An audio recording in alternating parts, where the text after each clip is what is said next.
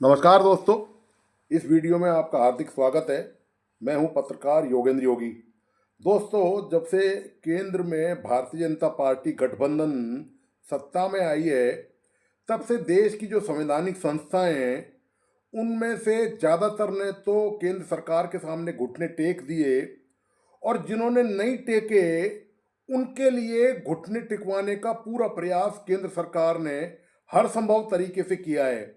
मैं आपको बता दूं कि संवैधानिक संस्थाओं में खास तौर से चुनाव आयोग की बात करें तो चुनाव आयोग पर विपक्षी दलों ने लगातार आरोप पे आरोप लगाए हैं कि केंद्रीय चुनाव आयोग केंद्र सरकार यानी कि नरेंद्र मोदी सरकार के इशारे पे काम करता है।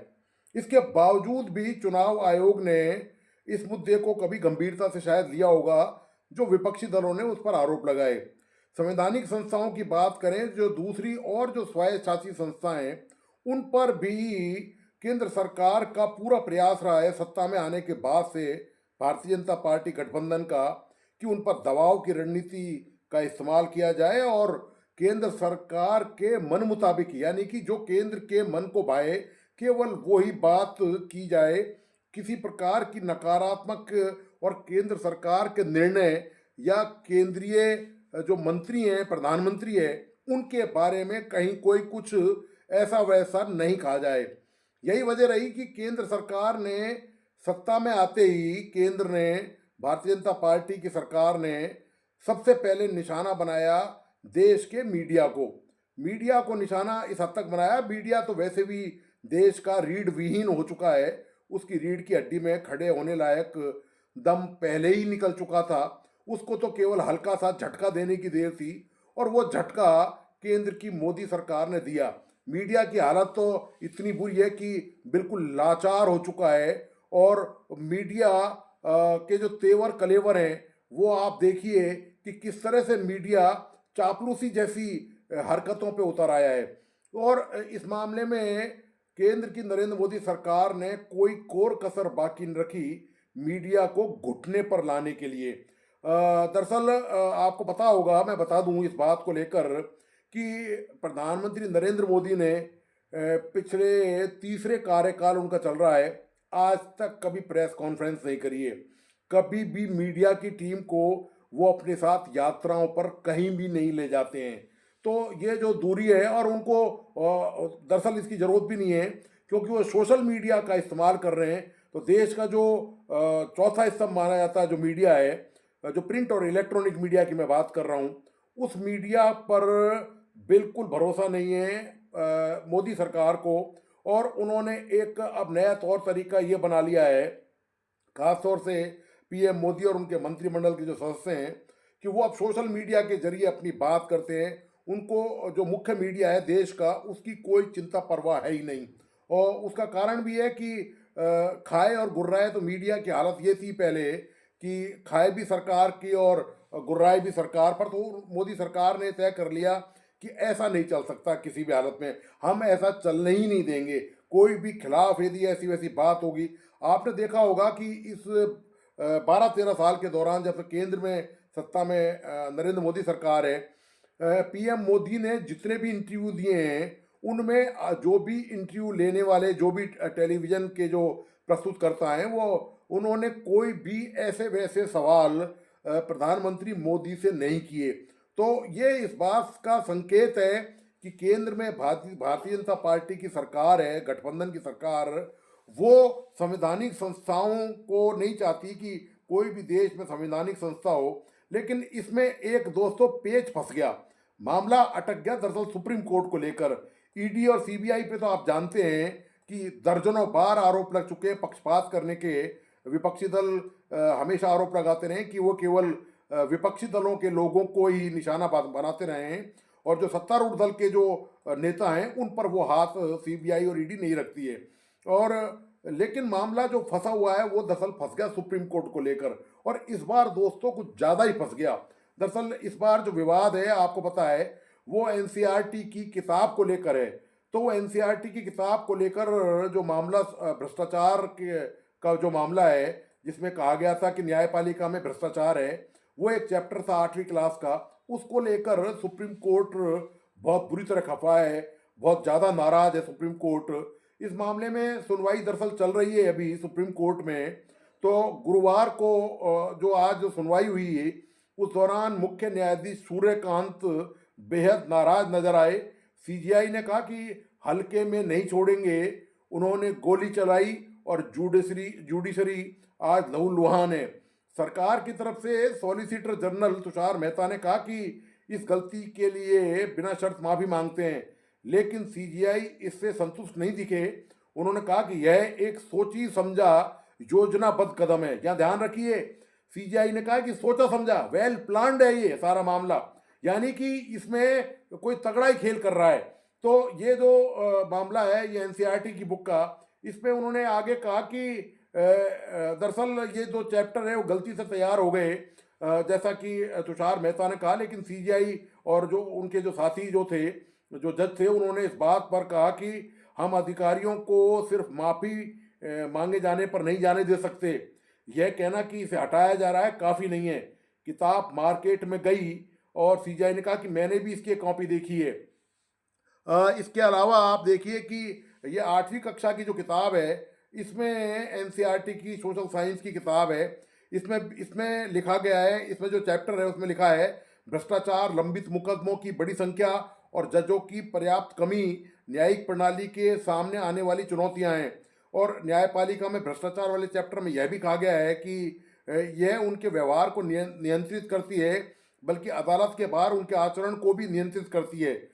हमारे समाज में न्यायपालिका की भूमिका टाइटल चैप्टर वाले में न्यायालय ने ये कहा कि न्यायिक प्रणाली के सामने आने वाली चुनौतियों के समाधान तक का जिक्र है इसमें। तो ये जो पूरी किताब का दोस्तों मामला है, ये मामला अब सरकार के गले में फंस गया है। सरकार का दरअसल इरादा ये था कि जितने भी दरअसल जब से केंद्र में भारतीय जनता पार्टी की सरकार आई है, उससे लगातार सुप्रीम कोर्ट के बहुत सारे मामलों को लेकर टकराट लगातार चलती रही है। तो अब और कोई, चूंकि आप हाई कोर्ट और सुप्रीम कोर्ट के जजों पर आसानी से नियंत्रण हो नहीं सकता, क्योंकि संविधान बहुत ही मजबूत है और सुप्रीम कोर्ट संविधान की व्याख्या करता है, तो इसलिए यहाँ दाल गली नहीं। तो ये जो एनसीईआरटी में जो किताब का में जो चैप्टर है, जो न्यायपालिका में भ्रष्टाचार का मामला, ये लाया गया दोस्तों कि किसी भी तरह से सुप्रीम कोर्ट को दबाव बनाकर उसको बैक फुट पे लाया जाए। मैं आपको बता दूं कि सुप्रीम कोर्ट से केंद्र सरकार का बहुत ज़बरदस्त मामला चल रहा है और बहुत सारे मामले हैं, उनकी पटरी बिल्कुल नहीं बैठी है। मैं आपको बता दूं कि राष्ट्रीय न्यायिक नियुक्ति आयोग, जिसने सर्वोच्च न्यायालय और उच्च न्यायालय के न्यायाधीशों की नियुक्ति के लिए कॉलेजियम प्रणाली को बदलने के लिए 99वें संवैधानिक संशोधन किया गया था। ये केंद्र सरकार ने संशोधन कर दिया था सुप्रीम कोर्ट और हाई कोर्ट के जजों को बदलने का। केंद्र सरकार चाहती थी कि उनकी भी भागीदारी हो इसमें और एक कमेटी बनाई जाए जिसमें केंद्र के लोग भी प्रतिनिधि के तौर पे हों। और अभी तक ये सुप्रीम कोर्ट और हाई कोर्ट के जज है, इनकी नियुक्ति केवल सुप्रीम कोर्ट की कॉलेजियम जो है सिर्फ वही करती रही है। इस पर सुप्रीम कोर्ट ने इसको न्यायिक स्वतंत्रता के विरुद्ध मानते हुए असंवैधानिक घोषित कर दिया था। और मैं आपको बता दूं कि इसी तरह सुप्रीम कोर्ट ने केंद्र सरकार के ट्रिब्यूनल रिफॉर्म्स एक्ट 2021 के कई प्रावधानों को रद्द कर दिया। इसमें मुख्य रूप से ट्रिब्यूनल सदस्यों के लिए 50 साल की न्यूनतम आयु और कार्यकाल से संबंधित प्रावधान शामिल थे। और इसी तरह आपको याद होगा कि सुप्रीम कोर्ट ने केंद्रीय सतर्कता आयोग सीवीसी के आदेश को रद्द करते हुए आलोक वर्मा को सीबीआई निदेशक के पद पर बहाल कर दिया था। केंद्र सरकार ने आलोक वर्मा अस्थाना विवाद के बाद लंबी छुट्टी पर भेज दिया था। इस फैसले में केंद्र सरकार को तगड़ा झटका लगा था। और इसी तरह सुप्रीम कोर्ट ने आधार कार्ड वाले मामले में, मैं आपको बता दूं कि आधार कार्ड वाले मामले में सुनवाई करते हुए सुप्रीम कोर्ट ने कई सेवाओं में आधार नंबर का प्रयोग करना अवैध करार दे दिया था। कोर्ट ने कहा था कि राशन, पैन कार्ड, आयकर रिटर्न, वृद्धावस्था पेंशन, दिव्यांग पेंशन, नेत्रहीन पेंशन के लिए आधार कार्ड की आवश्यकता होगी। साथ ही कोर्ट ने यह भी कहा कि इससे लोगों के आम जीवन पर कोई प्रभाव नहीं पड़ेगा। और इसी तरह आपको पता है कि अभी जो ताज़ा मामला था वो SC/ST के आरक्षण को लेकर था। सुप्रीम कोर्ट ने अपने एक निर्णय में SC/ST एक्ट के तहत दर्ज मामले में तुरंत गिरफ्तारी पर रोक लगाने को कहा था, जिसके बाद दलित संगठनों और नेताओं ने इसका विरोध करना शुरू कर दिया था। 2 अप्रैल 2017 को भारत बंद और हंगामे की घटनाओं के बीच केंद्र सरकार ने पुनर्विचार याचिका डाली थी। इस याचिका को सुप्रीम कोर्ट ने खारिज कर दिया था। इसी तरह मैं आपको बता दूं कि सुप्रीम कोर्ट ने 1 अगस्त 2024 को अनुसूचित जाति और अनुसूचित जनजाति के आरक्षण को लेकर बड़ा फैसला दिया था।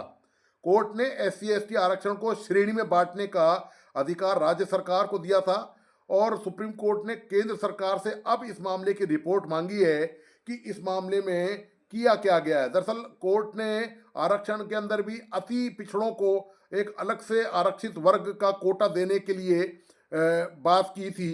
तो इस मुद्दे को लेकर इस फैसले को केंद्र सरकार ने अभी तक अमल नहीं किया है इस पर, तो इस पर भी जवाब मांगा।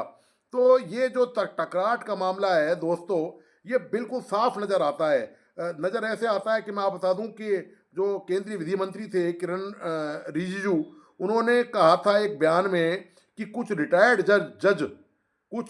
जज एंटी इंडिया गैंग का हिस्सा बन गए। ये लोग कोशिश कर रहे हैं कि भारतीय न्यायपालिका विपक्ष की भूमिका निभाए।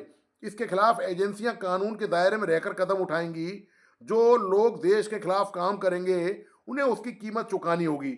उनके इस बयान का 300 से अधिक वरिष्ठ वकीलों ने एक बयान जारी कर लिखित में विरोध किया था और उन्होंने कहा था कि ये आलोचना किसी भी आवाज़ को बर्दाश्त दबाने का जो प्रयास है ये बर्दाश्त नहीं किया जाएगा।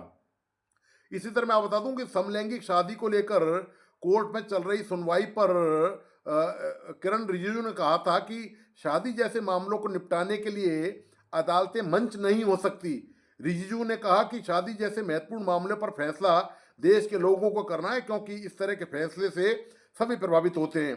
और जब ये जो मामला था कॉलेजियम का, तो रिजिजू का एक बयान आया था उस समय कि ये जजों की नियुक्ति की पूरी प्रक्रिया कोई संविधान से परे बता दिया था उन्होंने कहा था कि मैं न्यायपालिका या न्यायाधीशों की आलोचना नहीं कर रहा हूं, मैं सुप्रीम कोर्ट कॉलेजियम की मौजूदा प्रणाली से खुश नहीं हूं। कोई भी प्रणाली सही नहीं है, हमें हमेशा एक बेहतर प्रणाली की दिशा में प्रयास करना और काम करना है। उनका कहना था कि व्यवस्था को जवाबदेह होना चाहिए और अगर ये सिस्टम पारदर्शी नहीं है तो इसके बारे में कानून मंत्री नहीं बोलेगा तो कौन बोलेगा। ये दोस्तों स्थिति है कि केंद्र सरकार अब की बार इस मुद्दे को लेकर, ये जो NCERT की किताब है इसमें दोस्तों केंद्र सरकार के गले की हड्डी बन गई है ये किताब का मुद्दा। और सुप्रीम कोर्ट के जो तल्ख तेवर हैं वो साफ दिख रहे हैं कि दोस्तों कि किसी ना किसी पर तो गाज निश्चित तौर पर गिरेगी और गिरेगी भी उन पर जो शीर्ष पदों पर बैठे हुए हैं जिन्होंने ये हिमाकत करी है। मतलब आश्चर्य की बात तो यह है कि इस किताब के जरिए केवल मतलब अदालतों के भ्रष्टाचार की बात कही गई है, नेताओं के भ्रष्टाचार की बात नहीं कही गई है। नेता वोट बैंक के लिए जो जातिवाद धर्म का सहारा लेते हैं, जो क्षेत्र का सहारा लेते हैं, उन पर कोई चैप्टर किसी भी NCERT के किसी भी लेवल के स्तर पर कहीं कोई चैप्टर कोई किताब उसमें शामिल नहीं है। लेकिन भ्रष्टाचार कोर्ट में हो रहा है, इस मुद्दे पर चैप्टर शामिल जरूर किया गया। तो इसका साफ बिल्कुल क्लियर ये बात दिख रही है कि इसके जरिए केंद्र सरकार सुप्रीम कोर्ट और हाई कोर्टों पर दबाव बनाने का जो प्रयास कर रही थी उसको दोस्तों सुप्रीम कोर्ट ने पूरी तरह से नाकाम कर दिया है। तो दोस्तों आपको आज का विश्लेषण कैसा लगा, प्लीज़ अपने लाइक एंड कमेंट के साथ बताइए। मेरा तमाम दोस्तों से आग्रह है कि प्लीज़ इस वीडियो को अपने दोस्तों और परिजनों को ज़रूर शेयर करें, साथ ही इस यूट्यूब चैनल को सब्सक्राइब करें, लाइक करें और बेल आइकॉन का बटन ज़रूर दबाइए। धन्यवाद, नमस्कार।